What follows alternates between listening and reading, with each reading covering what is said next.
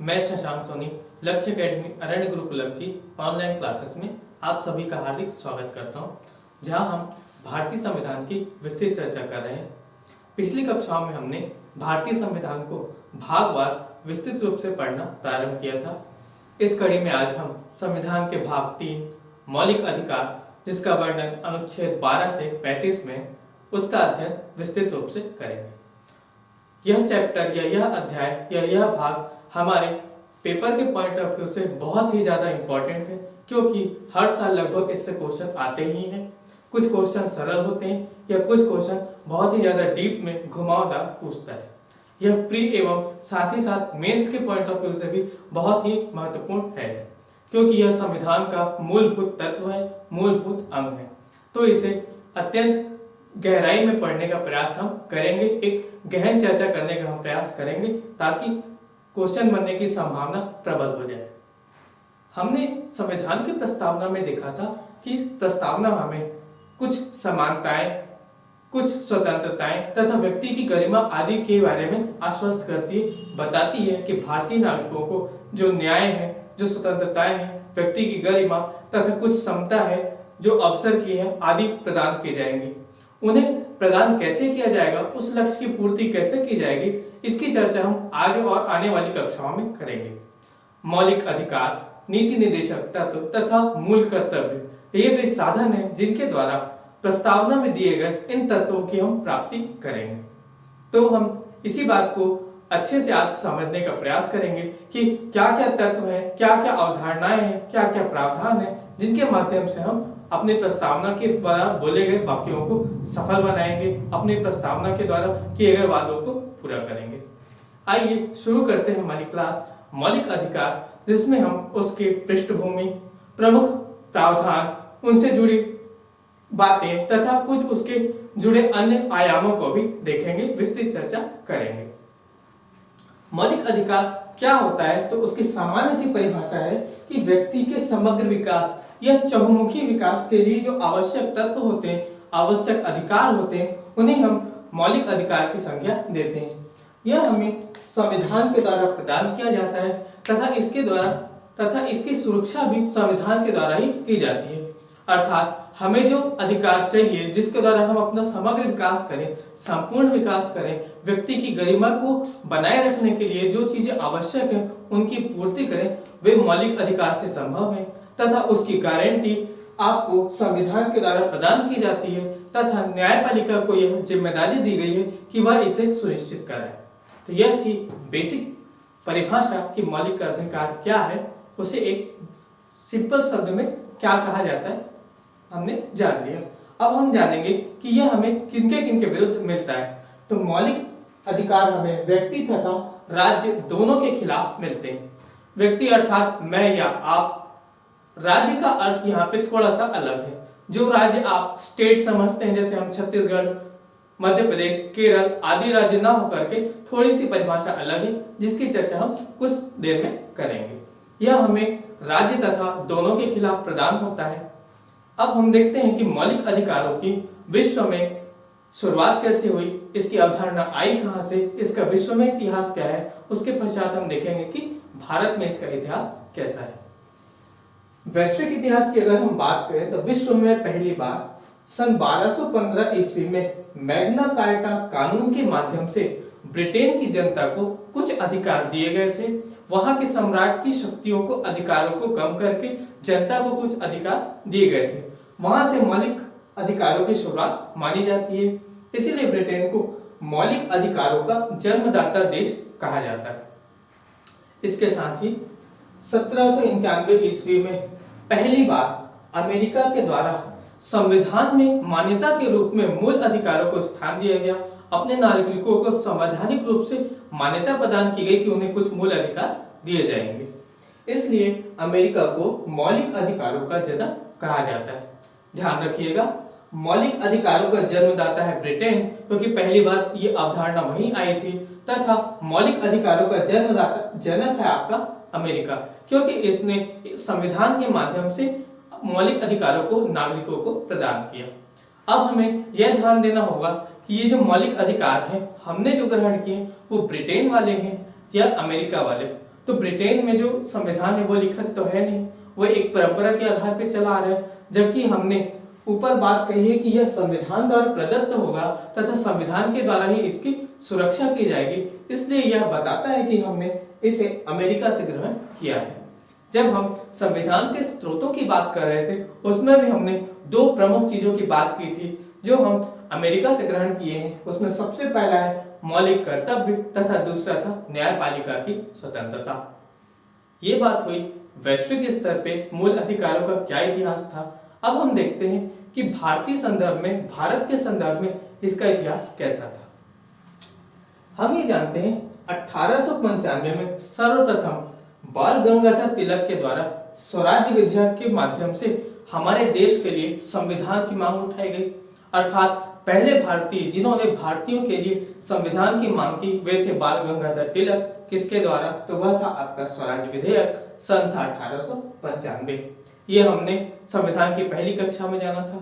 इसके साथ ही उन्होंने संविधान की तो मांग की, संविधान के साथ साथ उन्होंने मूल अधिकारों की भी मांग की थी। उनके पश्चात 1915 में एनी बेसेंट के द्वारा होम रूल लीग या होम रूल आंदोलन चलाया गया, जिसके माध्यम से उन्होंने मूल अधिकारों की मांग की। तत्पश्चात 1928 में मोतीलाल नेहरू के द्वारा नेहरू रिपोर्ट तैयार की गई, जिसमें हमारे देश के लिए जो संविधान है वो बनाने का प्रथम प्रयास किया गया। प्रथम प्रयास किया गया कि क्या क्या संवैधानिक तत्व हमारे देश में होने चाहिए जो हमारे देश के नागरिकों को प्राप्त होना चाहिए, देश का शासन चलाने के लिए आवश्यक है, उसमें भी मूल अधिकारों को शामिल किया गया। इसे भी हमने संविधान की पहली क्लास में जाना था। अगला पॉइंट है आपका 1931 का कराची अधिवेशन। सरदार वल्लभ भाई पटेल की अध्यक्षता में कराची में कांग्रेस का अधिवेशन था, जिसमें मूल अधिकारों की मांग प्रमुख रूप से की गई थी। ये पॉइंट्स आपको याद होने चाहिए, मेंस में भी काम आते हैं या कई बार प्री में भी इससे क्वेश्चन बनने की संभावना होती है। जवाहरलाल नेहरू के द्वारा पहली बार मूल अधिकारों को लेकर उसके प्रारूप का निर्धारण किया गया, विस्तृत रूप से बताया गया कि मूल अधिकार क्या होंगे, कैसे होंगे। इसलिए जवाहरलाल नेहरू को मौलिक अधिकारों का जनक कहा जाता है। यहाँ ध्यान रखिएगा, विश्व स्तर पे अगर बात की जाए कि कौन से देश को मौलिक अधिकारों का जनक कहेंगे तो वह है आपका अमेरिका, लेकिन भारत के संदर्भ में अगर किसी व्यक्ति की बात की जाए तो मौलिक अधिकारों के जनक हो जाएंगे जवाहरलाल नेहरू। अब हम देखते हैं कि हमारे मूल अधिकारों के क्या उद्देश्य हैं। तो इसका उद्देश्य है लोकतांत्रिक राजनीतिक व्यवस्था का निर्माण करना, अर्थात जनता अपने ही अधिकारों का प्रयोग करे, अपने अधिकारों के द्वारा अपनी शासन व्यवस्था चलाए, आदि प्रमुख तत्वों को समाहित करे, अपने देश को सुचारू रूप से व्यवस्था के अनुरूप चलाए। इसका उद्देश्य इसके द्वारा पूर्ण किया गया मूल अधिकारों में। एवं विधि के शासन को सुनिश्चित करना। अभी हम थोड़ी देर में विधि का शासन क्या होता है इसको डिटेल में समझेंगे। मूल अधिकारों की विशेषता को देखकर इसे मैग्ना कार्टा एवं संविधान की आधारशिला की संज्ञा दी गई, क्योंकि आपका जो संविधान है उसका निर्माण ही इसीलिए किया गया था क्योंकि हमको अधिकारों की आवश्यकता थी, मूल अधिकारों की आवश्यकता थी। अब ये देखते हैं कि यह हमारे संविधान में कैसे शामिल हुआ। तो हमने बात की थी कि सरदार पटेल की अध्यक्षता में मौलिक अधिकार तथा अल्पसंख्यक समिति बनाई गई थी। विभिन्न समितियां थी संविधान सभा में जो कि संविधान के निर्माण के लिए बनाई गई थी। अलग अलग दायित्व उन्हें सौंपे गए थे। मूल अधिकारों से संबंधित दायित्व सरदार पटेल के पास था। उनकी सहायता के लिए आचार्य कृपलानी की अध्यक्षता में एक उप समिति बनाई गई थी मौलिक अधिकार को लेकर। इन दो प्रमुख व्यक्तियों की अनुशंसा के आधार पर हमारे देश के संविधान में मौलिक अधिकारों को जोड़ा गया, उन्हें स्थान प्रदान किया गया। अब देखते हैं मौलिक अधिकार से जुड़े कुछ प्रमुख तथ्य। सबसे पहला तथ्य यह है कि अनुच्छेद 17 व अनुच्छेद 24 का कोई अपवाद नहीं होगा। हमारे मौलिक कर्तव्य हमें प्रदान किए गए हैं, हम स्वतंत्रता पूर्वक उनका प्रयोग कर सकते हैं, परंतु उनमें कुछ अपवाद भी हैं, कुछ सीमाएं भी लगाई गई हैं, कुछ रोक भी लगाई गई हैं। हम पूर्णतः उनका उपयोग नहीं कर सकते। कुछ युक्त प्रतिबंध हर एक मौलिक अधिकार में लगा हुआ है। जब हम प्रत्येक मौलिक अधिकार को डिटेल में समझेंगे तब उनके अपवादों को भी देखते जाएंगे कि क्यों अपवाद लगाया गया, उन्हें लगाने का कारण क्या था, उनकी विस्तृत चर्चा करेंगे। लेकिन अनुच्छेद 12 से 35 में जिनमें मौलिक अधिकारों का वर्णन है, दो अनुच्छेद ऐसे हैं जिनके कोई अपवाद नहीं है।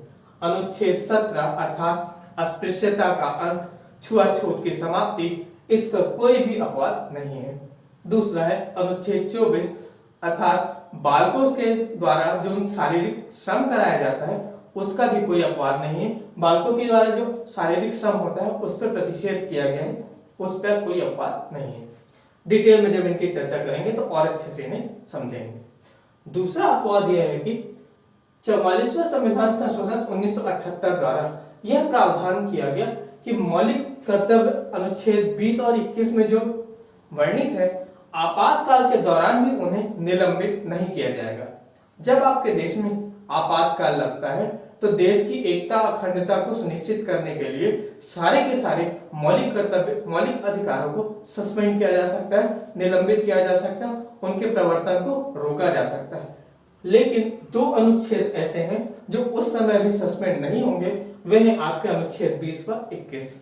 कई बार आपसे ये पेपर में पूछ चुका है, बहुत महत्वपूर्ण है, रिपीटेडली पूछा जाता है। 44वां संविधान संशोधन द्वारा एक और चीज की गई, संपत्ति के अधिकार जो कि अनुच्छेद 31 में वर्णित है, इसे मौलिक अधिकार से हटा करके विधिक अधिकार बना दिया गया अनुच्छेद 300 का या 300A के अंतर्गत। बहुत महत्वपूर्ण है, कई बार एग्जाम में पूछा है। इस संविधान संशोधन को लेकर के कई बार क्वेश्चन बनते हैं, इसलिए आपको यह कंठस्थ होना चाहिए कि कौन सा संपत्ति का अधिकार कहां पर है और किस अनुच्छेद में है। संविधान के द्वारा हमें प्रारंभ में 7 प्रकार के मौलिक कर्तव्य दिए गए थे, जिसमें से एक संपत्ति के अधिकार को मौलिक कर्तव्य से हटा करके विधिक अधिकार बना दिया गया। माफ कीजिएगा, संपत्ति का अधिकार को मौलिक अधिकार से हटा करके विधिक अधिकार बना दिए गए। दोनों अनुच्छेद आप याद कर लीजिए। जब ये मौलिक अधिकार था तो ये अनुच्छेद 31 में है, जब ये विधिक अधिकार बन गया तो अनुच्छेद 300 का या 300A में शामिल है। अब देखते हैं अगला अपवाद, जिसकी चर्चा हमने नागरिकता के चैप्टर में पिछले क्लास में की थी। अनुच्छेद 15, 16, 19, 29, 30, ये 5 अनुच्छेद ऐसे हैं, ऐसे अधिकार हैं जो केवल और केवल भारतीय नागरिकों को प्राप्त है। 12 से 35 के बीच में बहुत सारे अधिकार नागरिकों एवं विदेशी दोनों को प्राप्त हैं, लेकिन ये 5 अधिकार ऐसे हैं जो केवल भारतीय नागरिकों को प्राप्त हैं। ये क्वेश्चन इस चैप्टर से भी बनता है और नागरिकता वाले चैप्टर से भी बनता है कि कौन कौन से अधिकार भारतीयों को प्राप्त हैं केवल। ये बात हुई कुछ प्रमुख तथ्यों की। अब ध्यान देते हैं कि संविधान के द्वारा हमें क्या क्या मौलिक कर्तव्य दिए गए थे, उनका क्लासिफिकेशन एक बार देखते हैं। संविधान के द्वारा प्रारंभ में हमें 7 मौलिक कर्तव्य दिए गए थे, माफ कीजिएगा मौलिक अधिकार दिए गए थे, जिसे बाद में कम करके 6 कर दिया गया। सबसे पहला मौलिक अधिकार है आपका समता का अधिकार, राइट टू इक्वलिटी, अर्थात सभी व्यक्ति समान होंगे, उनमें कोई विभेद नहीं किया जाएगा। अनुच्छेद संख्या 14 से 18 के बीच में इसका वर्णन है। कैसे कैसे हम आपस में इक्वलिटी बांटेंगे, समान व्यवहार करेंगे, किसी के साथ भेदभाव नहीं होगा, इसका विस्तृत वर्णन समता के अधिकार में है। दूसरा है आपका स्वतंत्रता का अधिकार। आजादी के बाद हमें सबसे आवश्यक चीज जो थी आजादी की, वो यही थी कि हमें स्वतंत्रता ही चाहिए थी, हमें स्वतंत्र होना था, क्योंकि बहुत सारे प्रतिबंध हमारे पे लगाए गए थे। इसका वर्णन 19 से 22 के बीच में विस्तृत रूप से देखेंगे। बहुत महत्वपूर्ण है, बहुत विस्तृत है और बहुत पूछा जाता है। शोषण के विरुद्ध अधिकार, अनुच्छेद 23 व 24, कितने प्रकार से या क्या क्या तरीके हैं जिससे व्यक्ति का शोषण किया जाता है, दोनों अनुच्छेदों में वर्णित है, वर्णन देखेंगे। धर्म की स्वतंत्रता का अर्थ अधिकार, अनुच्छेद 25 से 28, अर्थात मैं अपने धर्म के कैसे मान सकता हूं, मुझे अपने धर्म के पालन के लिए क्या क्या अधिकार मिले हुए हैं, उन सब की वर्णन धर्म की स्वतंत्रता का अधिकार 25 से 28 में किया गया। संस्कृति व शिक्षा संबंधी अधिकार, अनुच्छेद 29 व 30, ये अधिकार अल्पसंख्यक समूहों के लिए है, ताकि वे अपनी संस्कृति को सुरक्षित रख सकें एवं अपनी भाषा में, अपनी लिपि में अपनी शिक्षा का प्रसार कर सके। इन सब बातों को इस अनुच्छेद 29 व 30 के अंतर्गत जानेंगे। इन सब मौलिक अधिकारों के अलावा एक सर्वप्रमुख मौलिक अधिकार है संवैधानिक उपचारों का अधिकार, अनुच्छेद 32। ये मौलिक अधिकार सबसे ज्यादा महत्वपूर्ण है क्योंकि इसके द्वारा ऊपर दिए गए सारे मौलिक अधिकारों की सुरक्षा होती है। इनके प्रदान करने की गारंटी इसी के आधार पर की जाती है। अर्थात व्यक्ति या राज्य के द्वारा ऊपर दिए गए मौलिक अधिकारों का यदि हनन किया जाए तो आप इसका उपयोग करके अपने हनन को रोक सकते हैं, अपने ऊपर हुए गए अत्याचारों को समाप्त कर सकते हैं, उसके लिए न्यायालय जा सकते हैं। बहुत डिटेल में समझेंगे, बहुत महत्वपूर्ण है। अब चलते हैं मौलिक अधिकारों को अनुच्छेद वाइज डिटेल में समझें कि क्या क्या है, क्या प्रमुख प्रावधान है, क्या क्या बातें की गई। तो जैसा हम जानते हैं कि संविधान के द्वारा जो 6 प्रकार के हमें मौलिक अधिकार दिए गए हैं, इनका वर्णन 14 से लेकर 32 तक में है। परंतु जब हम मौलिक अधिकारों को देखते हैं तो संविधान में उनका वर्णन 12 से 35 में किया गया है। अर्थात 2 अनुच्छेद ऐसे हैं जो मौलिक अधिकार तो नहीं है लेकिन उन्हीं से जुड़े हुए तथ्य हैं, बहुत ही महत्वपूर्ण है, उन्हें हम जानते हैं। सबसे पहला है अनुच्छेद 12।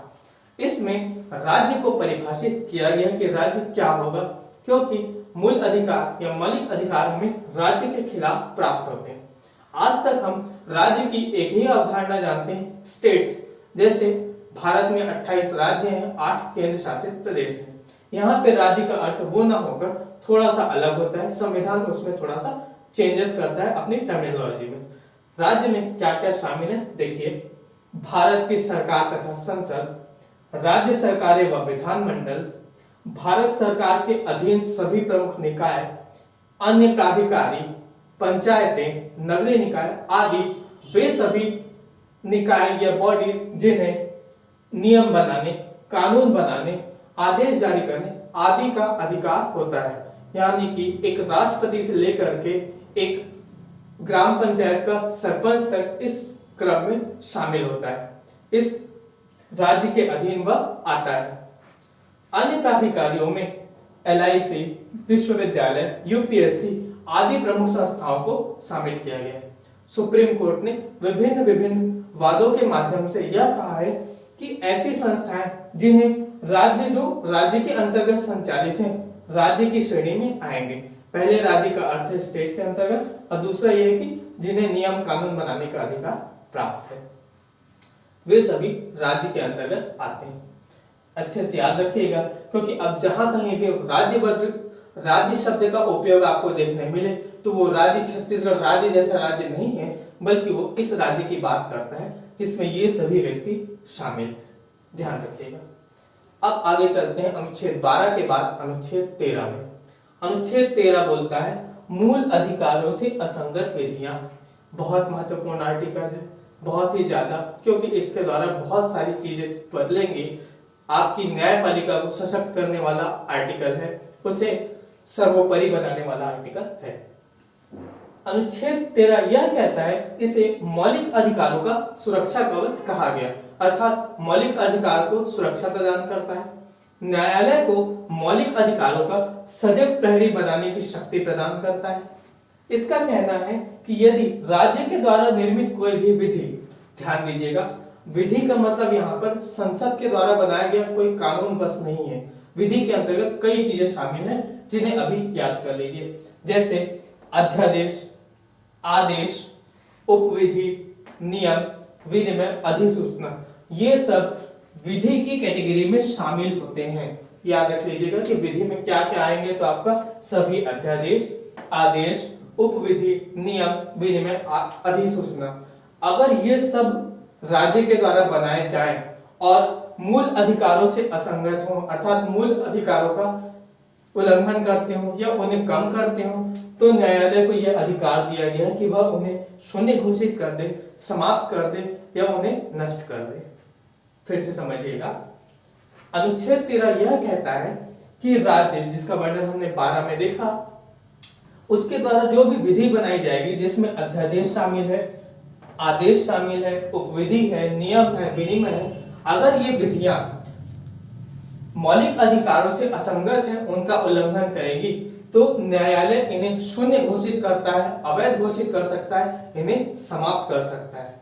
सीधी सीधी एक लाइन में बोला जाए तो न्यायिक पुनरावलोकन को अप्रत्यक्ष रूप से अनुच्छेद 13 में परिभाषित किया गया है। न्यायिक पुनरावलोकन हमने पिछली क्लासों में भी समझा है, अभी भी उसकी परिभाषा सरल रूप में देखते हैं। अर्थात यदि कार्यपालिका या विधायिका के द्वारा ऐसे नियम कानून बनाए जाए, ऐसे आदेश लाए जाए, राज्य के द्वारा कुछ भी ऐसा कार्य किया जाए जो हमारे संविधान के खिलाफ हो, उसके मूल तत्वों के खिलाफ हो, तो न्यायपालिका उसे समाप्त कर सकती है, उसे नष्ट कर सकती है, शून्य घोषित कर सकती है मूल ढांचे के आधार पर, जिसकी अवधारणा हमने केशवानंद भारती केस 1973 में देखी थी। बहुत महत्वपूर्ण आर्टिकल है, याद रखिएगा। अब देखते हैं कि यह काम कैसे करता है। अगर किसी भी विधि को समाप्त करना है तो उसके क्या आधार है, क्या तरीके हैं। तो अनुच्छेद 13 में 3 सिद्धांतों का वर्णन किया गया जिसके अनुसार कोई भी विधि समाप्त की जा सकती है, क्लासिफाई किया है। पहला यह है कि आच्छादन ग्रहण का सिद्धांत। अर्थात हमने ये देखा था कि हमारा संविधान जो है 26 जनवरी 1950 को लागू हुआ, लेकिन इसमें बहुत सारी नई चीजें थी तथा बहुत सारे प्रावधान पुराने अधिनियमों से लिए गए थे।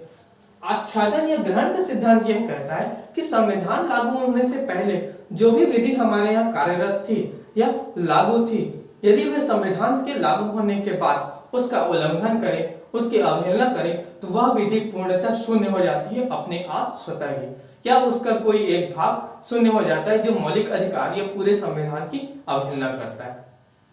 दूसरी बात थी, अर्थात उसमें ग्रहण लग जाता है, उसे समाप्त होना पड़ता है। दूसरी बात यह है पृथक्करणीयता का सिद्धांत। अर्थात राज्य के द्वारा कोई भी विधि बनाया जाए और वह संविधान के द्वारा या संविधान का अतिक्रमण करे, पूरा का पूरा कानून संविधान का अतिक्रमण करे या कानून के कुछ भाग संविधान का अतिक्रमण करे या उल्लंघन करे, तो वो भाग या पूरा का पूरा कानून शून्य घोषित हो जाएगा, समाप्त हो जाएगा। ये बोलता है पृथक्करणीयता का सिद्धांत। अर्थात जो सेक्शन संविधान का उल्लंघन करेंगे उन्हीं सेक्शंस को पृथक करके शून्य घोषित किया जाएगा, न कि पूरे कानून को। तीसरी बात ये अधित्याग का सिद्धांत। कोई भी व्यक्ति अपनी इच्छा से भारतीय नागरिक अपने मूल अधिकारों का त्याग नहीं कर सकता। ये बात कहेगी अधित्याग के सिद्धांत में।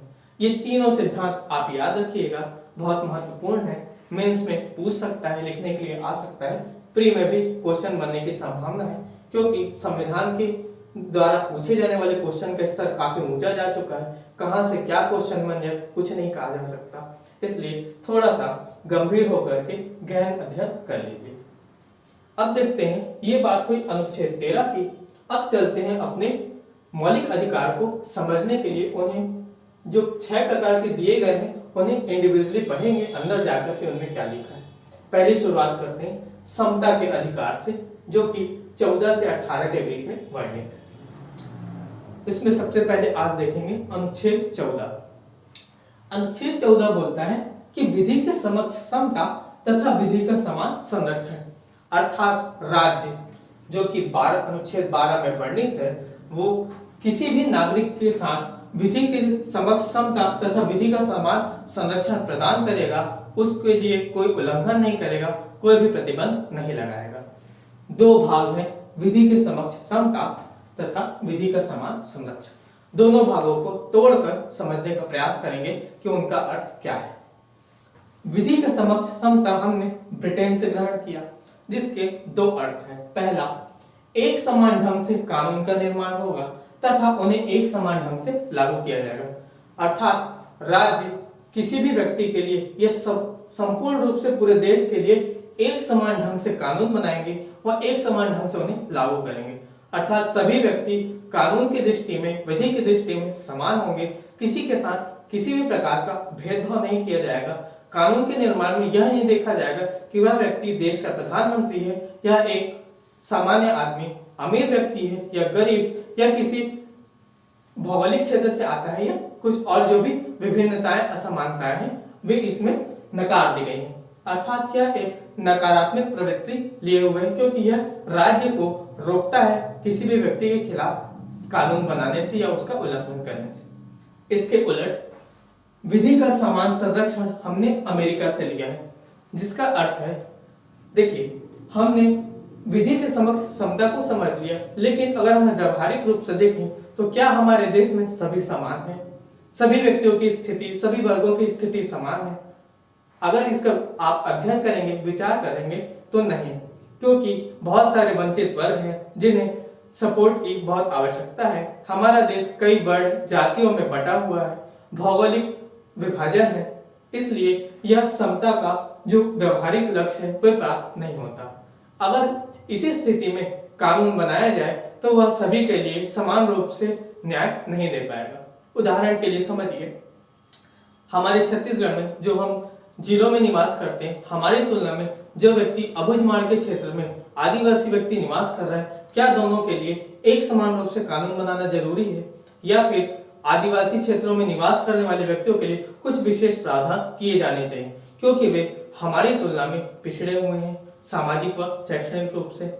इसीलिए हमारे देश में विधि का समान संरक्षण लिया गया अमेरिका से, जो यह कहता है कि समान परिस्थिति वालों के साथ समान व्यवहार होना चाहिए। अर्थात जो आदिवासी क्षेत्रों में है या जो भौगोलिक रूप से पीछे हैं या जो सामाजिक या शैक्षणिक रूप से पीछे हैं, उनके लिए राज्य उनके कल्याण के लिए भेदभाव कर सकता है, सामान्य व्यक्तियों की तुलना में उनके लिए कुछ विशेष कदम उठा सकता है। तो ये बात थी आपके अनुच्छेद 14 में, ध्यान से समझिएगा और याद रखिएगा। पहली बात ये बोलता है कि सब व्यक्ति विधि के अधीन होंगे, किसी के साथ कोई भेदभाव नहीं किया जाएगा। दूसरा भाग ये बोलता है कि कुछ विशेष आधारों पे वंचित वर्गों के कल्याण के लिए राज्य चाहे तो भेदभाव कर सकता है, उनके लिए कुछ विशेष कदम उठा सकता है। विधि के समक्ष समता को विधि के शासन का मूल तत्व कहा जाता है, यह कहना है न्यायवादी डायसी का।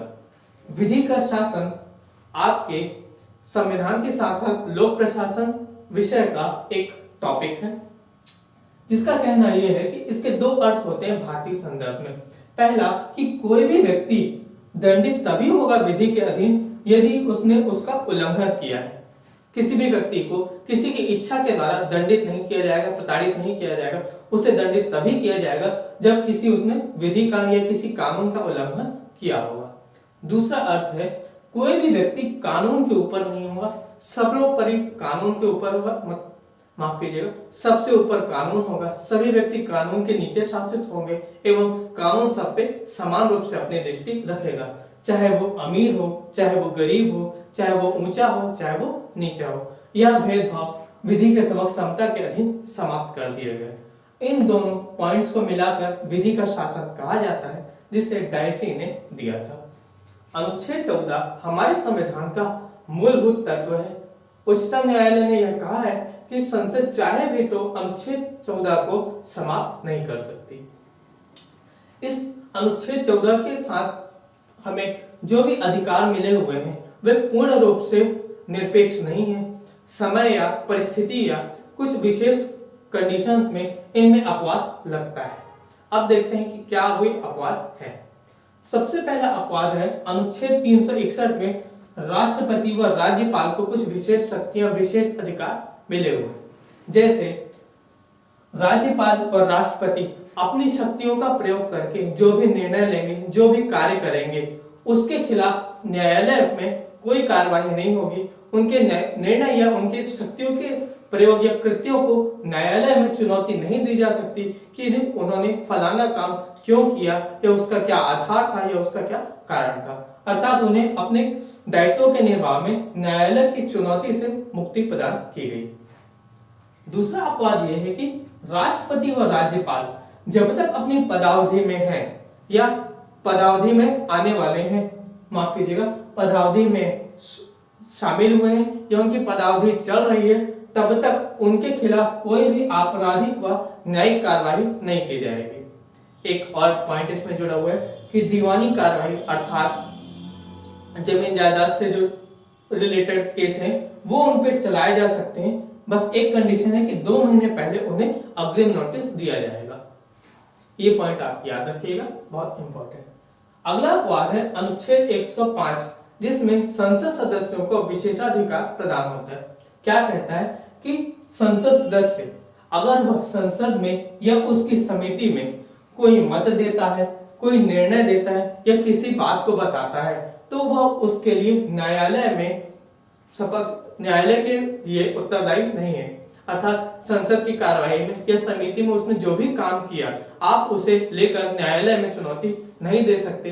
वह न्यायालय में जाकर उसके लिए अपना रीजन बताने के लिए उसको अधिकार नहीं है, यहाँ से उसको मुक्ति दी गई है।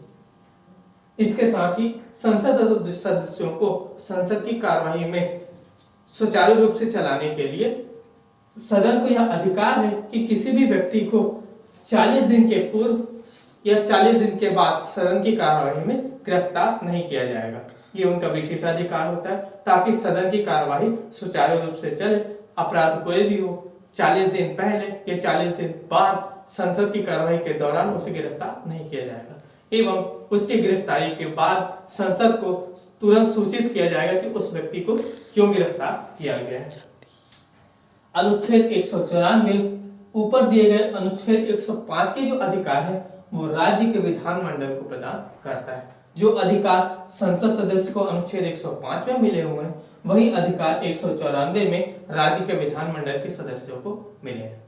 एक अपवाद और है कि जो विदेशी राष्ट्राध्यक्ष हैं, राजनयिक हैं, राजदूत हैं, उनको इस अनुच्छेद से मुक्ति प्रदान की गई है। ये अनुच्छेद उनमें लागू नहीं। हमने समता के अधिकार का पहला अनुच्छेद अनुच्छेद 14 विस्तृत रूप से जाना। इसके बाद हम समता के अधिकार के अधीन जितने भी अनुच्छेद हैं उसके बाद जो मूल अधिकार प्रदान किए गए उनकी विस्तृत चर्चा करेंगे। आज की क्लास में हमने मूल अधिकारों के इतिहास को जाना, उन्हें कैसे भारत में लाया गया उसे जाना तथा कुछ तथ्यों को देखा। आप एक बार अपनी रेफरेंस बुक एम लक्ष्मीकांत का अध्ययन अवश्य कीजिएगा ताकि आपके मन मस्तिष्क में इसकी अवधारणा और समृद्ध हो जाए और ठोस हो जाए, क्योंकि बहुत ही ज्यादा महत्वपूर्ण टॉपिक है। मिलते हैं अगली क्लास में। धन्यवाद।